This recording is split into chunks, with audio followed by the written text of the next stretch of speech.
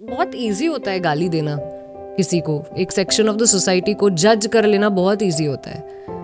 उनकी लाइफ में एक्चुअली क्या हो रहा है वो समझना, वो क्योंकि हम ले नहीं पाते शायद। मुझे कभी कभी ऐसा लगता है कि हम उस रियलिटी से इतना दूर रहना चाहते हैं ना कि हम गाली दे के उसको दूर कर देते हैं कि ये तो नहीं સમજવા નથી માંગતા। કારણ કે ખબર છે કે કદાચ હું નથી લઈ શકતી એ વસ્તુને, હું લેવા જ નથી માંગતી એ વસ્તુને, એટલે दूर रहो, मत सोचो उनके बारे में, या अवॉइड करो या इग्नोर करो, या ये लोग तो ऐसे ही हैं।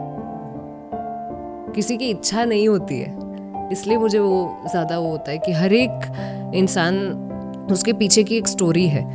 अगर वो किसी एक चीज़ में फंसा हुआ है तो उसके पीछे एक स्ट्रगल है उसकी, किसी की इच्छा नहीं होती है।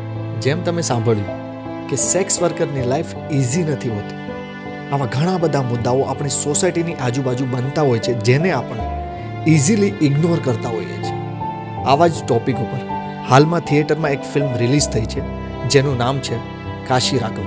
આ ફિલ્મ જોવાથી તમારો પર્સ્પેક્ટિવ ચેન્જ થઈ જશે।